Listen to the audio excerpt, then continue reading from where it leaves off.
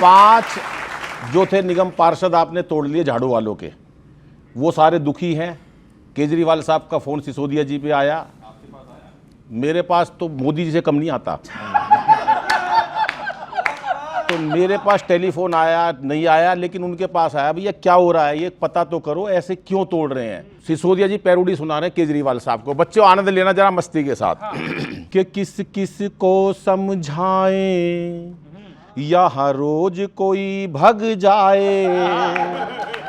किस किस को समझाएं, यहाँ रोज कोई भग जाए। हमको तो ये लगता है अन्ना की हाय सताए। किस किस को समझाएं, किस किस को समझाए। ओ हो अंतरा सुनो, एक ज्ञान दे रहे हैं वो सारी राजनीति को। ये बिजली पानी फ्री में दे दो, कभी मत बांटो फ्री में दारू। ये बिजली पानी फ्री में दे दो, कभी मत बांटो फ्री में दारू। सफाई कैसे करेंगे यारो, पड़ी है कोने में अपनी झाड़ू। सफाई कैसे करेंगे यारो, पड़ी है कोने में अपनी झाड़ू। हो अलाप छोटा है क्योंकि सीटें कम है उनकी। हो बड़ी पार्टी में बड़ा अलाप लेता हूं मैं सर। जाने कौन घड़ी में हमने ये ठेके खुलवाए। किस किस को समझाएं, यहाँ रोज कोई भग जाए। हमको तो ये लगता है अन्ना की हाय सताए। किस किस को समझाएं। हो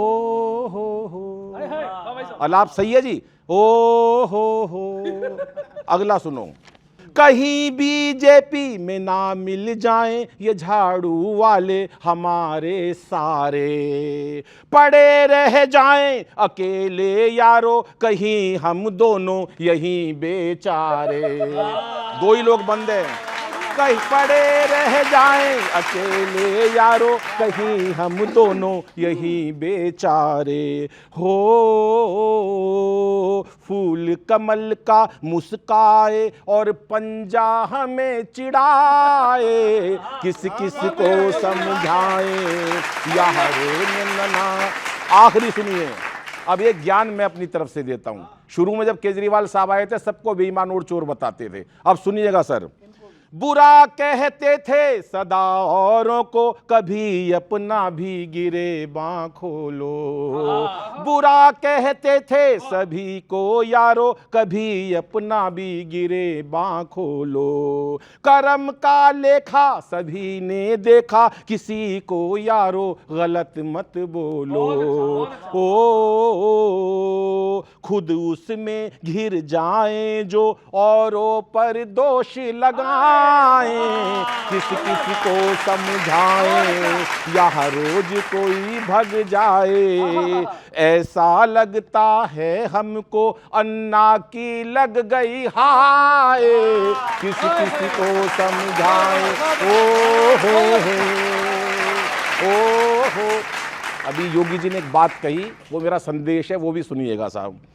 कि जातियों में अगर हम जो बट जाएंगे, जातियों में अगर हम जो बट जाएंगे, बादलों की तरह हम जो छट जाएंगे। हम ना चौंके अगर सारे मिलकर अभी, ना बचा पाएंगे खुद को कट जाएंगे। ना बचा पाएंगे खुद को कट जाएंगे। धन्यवाद।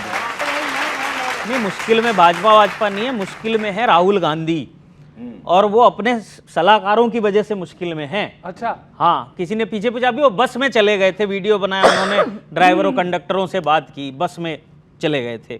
तो अब सुनिए कि लोग उनको कहते क्या हैं, वो समझते क्या हैं। कभी कैब, कभी ट्रक, लोको पायलट, मैकेनिक, पाना पेचकस में चले गए। लोगों ने कहा बस भी कीजिए, तो वो वीडियो बनाने बस में चले गए।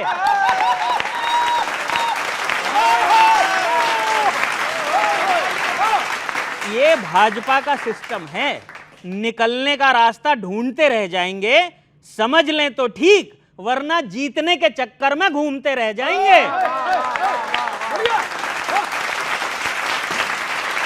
और अभी जातिगत जनगणना के लिए राहुल गांधी ने एक नारा दिया है, गिनती करो। इस नारे को ध्यान में रखना और पंक्ति सुनना। राहुल जी ने कहा गिनती करो, हमें फिर से कांग्रेस का दौर चाहिए।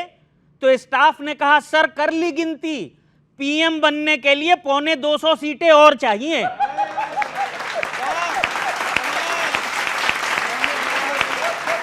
पौने 200 सीटें और चाहिए। आज गिनती की कह रहे हैं, देश में पहले भी तो जाती थी, अपने शासन में याद नहीं आया कि गिनती नहीं आती थी। गिनती नहीं आती थी। अब जो आबादी और हिस्सेदारी का बीड़ा उठाया है, यह भी बता दीजिए आपने 60 साल में कितने पिछड़ों को प्रधानमंत्री बनाया है। बहुत बहुत धन्यवाद। ये जो लोग पहुंचे हुए हैं पदों पे, उनकी जाति देख के क्या साबित कर रहे हैं? आप ही का तो राज था।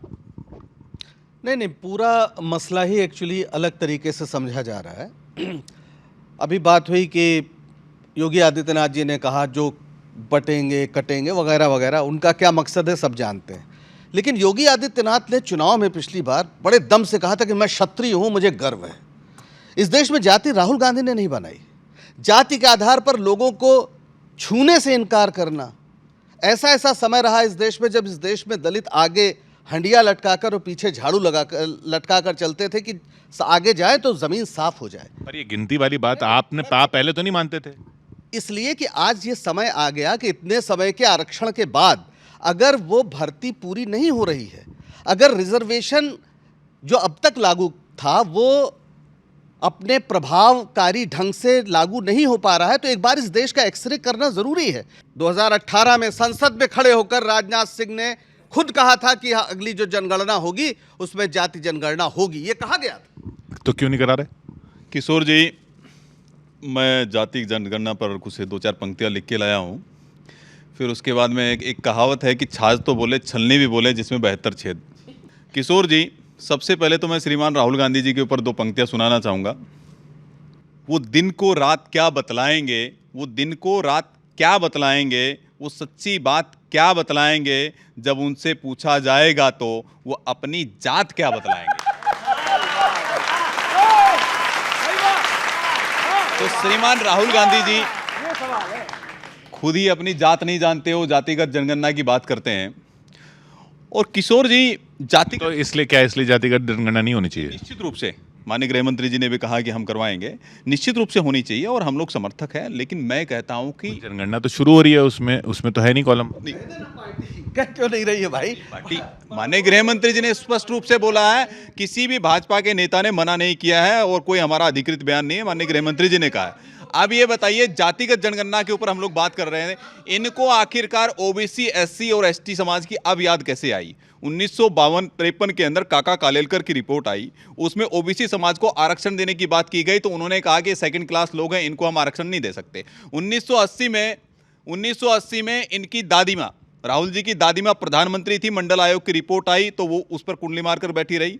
1984 में उनके पिताजी राजीव गांधी जी प्रधानमंत्री थे, वो भी कुंडली मारकर बैठे रहे। 1989-90 में जब मंडल आयोग की रिपोर्ट लागू हुई तो 6 दिसंबर 1990 में लोकसभा में सबसे बड़ा भाषण उनका इतिहास में है। वो केवल आरक्षण के विरुद्ध में कहा कि उन्होंने जातियों को जातियों से लड़ाने का काम किया जा रहा है।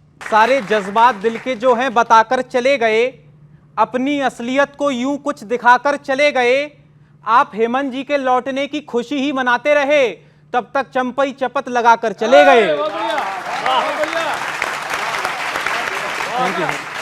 और पिछले दिनों जातिगत जनगणना पर विपक्ष बहुत जोर दे रहे हैं और अभी देखा गया कि आम आदमी पार्टी के 5 पार्षद भी जब टूटे तो कांग्रेस ने ही आम आदमी पार्टी पर निशाना साधा और हरियाणा में कांग्रेस ने सपा से गठबंधन करने को ही मना कर दिया। गठबंधन में उथल पुथल है और इस छंद को तब सुनिएगा जब जातिगत जनगणना की मांग भी विपक्ष कर रहा है कि दूसरों के घरों में तो झांकना बाद में, पहले घर में लगी आग को बुझाइए।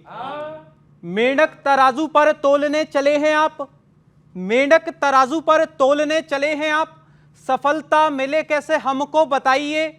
जाति जनगणना तो बाद में भी हो जाएगी, पहले जी गौर कहीं और फरमाइए। कितने हैं दल बचे इंडी गठबंधन में, पहले इस बात की जी गणना कराइए। Thank you sir. और इसी क्रम में इसी विषय पर एक छंद और, लोग कहते कवि कल्पनाओं में जीता भावनाओं में जीता, मैं लॉजिक देता हूं कि राहुल गांधी जी और विपक्ष इतना जातिगत जनगणना पे जोर क्यों दे रहे हैं। यदि मेरा लॉजिक ठीक लग जाए, युवा बैठा है जरा तालियों से मजे लेना, कि कला को जाति से तोलो। अभी बयान दिया कि मिस यूनिवर्स कोई दलित आदिवासी महिला क्यों नहीं बनती, कि कला को जाति से तोलो, हर बात झूठ बोलो, भोले भाले लोगों पर तरस तो खाइए। चुनावी दाव नहीं कारगर साबित हुए तो अब एक नया फॉर्मूला अपनाइए, जो प्राप्त हो वही पर्याप्त होता आपके लिए। इस बात को अब थोड़ा मान जाइए, मतगणना में तो सफलता मिलेगी नहीं, जनगणना से ही या मन बहलाइए। Thank you sir, thank you sir, thank you sir. ये जो बाहर से आते हैं, आपको टिकट मिलेगा इस बार? आप लड़ रहे हो चुनाव? किशोर जी, मैं भारतीय जनता पार्टी का एक सच्चा सिपाही हूँ और सच्चे सिपाही के नाते सिपाही तो को तो नहीं मिलता। सच्चे से पार्टी में डिफरेंस क्या है? भारतीय जनता पार्टी का जो कार्यकर्ता है वो शीर्ष पद तक पहुंचता है, चाहे माननीय प्रधानमंत्री को देख लीजिए, गृह मंत्री जी को देख लीजिए, रक्षा मंत्री को देख लीजिए, एक आम जनता से निकले हुए, आम परिवार से, गरीब परिवार से निकले हुए लोग हैं। तो भारतीय जनता पार्टी एक कैडर बेस्ड पार्टी है और ये डॉक्टर श्यामा प्रसाद मुखर्जी, कैडर में बाहर से कहाँ से आ जाते हैं फिर? देखिए, भारतीय जनता पार्टी एक समुद्र है, एक बड़ी विचारधारा है। इस विचारधारा से अगर कोई जुड़ता है तो अच्छी बात है। इसी पे हमारे कार्यकर्ताओं के बारे में कि भारतीय जनता पार्टी का कार्यकर्ता किस तरह से आगे बढ़ता है और किस तरह से एक विचारधारा के साथ आगे बढ़ता है, उस पर 2 पंक्तियां मैं लिख के लाया हूँ कि हाँ, भाजपा कैडर बेस्ड पार्टी है, कोई प्राइवेट लिमिटेड कंपनी नहीं है। जिस तरह से एक परिवार की ही पार्टी बन गई है वही सब कुछ बन जाता है, जैसे कांग्रेस पार्टी हो या आरजेडी हो, डीएमके हो, सपा, ये सारी जितनी भी इंडी गठबंधन की मोस्टली पार्टियां ऐसी हैं। तो भारतीय जनता पार्टी का कार्यकर्ता का बता रहा हूं कि कार्यकर्ता क्या सोचता है और किस तरह से आगे बढ़ता है। कभी आग है, 1952 से लेके अभी तक की मैं बात कर रहा हूं कि भाजपा का कार्यकर्ता किस तरह से कैडर के साथ, विचारधारा के साथ डटा रहता है। कभी आग है तो कभी जलजले हैं, ये तो जिंदगी के रहे सिलसिले हैं। कोई खार तुमको न चुभ जाए देखो, ये जो चांदी की चम्मच लेकर के पैदा होता है, खार होता है कांटा। कोई खार तुमको न चुभ जाए देखो, हमारा है क्या, बंजरों में पले हैं। कभी आग है तो कभी जलजले हैं, ये जिंदगी के रहे सिलसिले हैं। कोई खार तुमको न चुभ जाए देखो, हमारा है क्या, बंजरों में पले हैं। किसी का नहीं है हमें खौफ, हम तो अकेले ही हर रास्ते पर चले हैं। बहुत अच्छा, क्या बात है। तो भारतीय जनता पार्टी एक कैडर बेस्ड पार्टी है, कोई आए स्वागत है, उनका विचारधारा से जुड़ता है। लेकिन भाजपा का कैडर, भाजपा का एक एक कार्यकर्ता समर्पित होकर के 1952 से लेकर के अभी तक लगातार विचारधारा के साथ जुड़ा हुआ है। आप देखिए कि कांग्रेस पार्टी से जो टूट के गया, उन्होंने नई पार्टियां बना ली, लेकिन भारतीय जनता पार्टी ना टूटी है, ना टूटेगी और ना ही आने वाले समय में कोई कार्यकर्ता इस तरह से छिटक के जाएगा। अद्भुत बात कही है कि इनके साथ कोई तुलना हो ही नहीं सकती, क्योंकि कांग्रेस वो पार्टी है जो अंग्रेज़ों से लड़ रही थी आज़ादी की लड़ाई, और ये वो पार्टी है जो अंग्रेज़ों के साथ खड़े होकर उनकी सेना में भर्ती करा रहे थे। और मेरी बात मत मानिए, आप लोग भी मत मानिए, दिनकर को मैं कोट करता हूँ। इन्होंने कविता पढ़ी तो मैं भी 4 लाइनें पढ़ देता हूँ। रामधारी सिंह दिनकर, जब महात्मा गांधी की हत्या हुई और गोडसे आरएसएस का एक कार्यकर्ता था, तो क्या लिखा उन्होंने, समर शेष है अभी मनुज भक्षी हुंकार रहे हैं, समर शेष है अभी मनुज बख्शी हुंकार रहे हैं, गांधी कापी रुधिर जवाहर पर फुमकार रहे हैं। समर शेष है अहंकार इनका हरना बाकी है, वृक को दंतहीन अहि को निर्विश करना बाकी है। समर शेष है शपथ धर्म की लाना है वो काल, विचरे अभय देश में गांधी और जवाहर लाल। तिमिर पुत्र ये दस्यु कहीं कोई दुष्कांड रचे ना, ध्यान दीजिएगा, तिमिर पुत्र ये दस्यु, डाकुओं के बेटे, तिमिर पुत्र ये दस्यु कहीं कोई दुष्कांड रचे ना, सावधान हो खड़ी देश भर में गांधी की सेना, बलि देकर भी बलि, बलि देकर भी बलि स्नेह का एक मृदु व्रत साधो रे, मंदिर और मस्जिद दोनों पर एक तार बांधो रे। समर शेष है नहीं पाप का भागी केवल व्याध, जो तटस्थ हैं समय लिखेगा उनका भी अपराध। ये है इनकी पार्टी के बारे में राष्ट्रकवि दिनकर की घोषणा।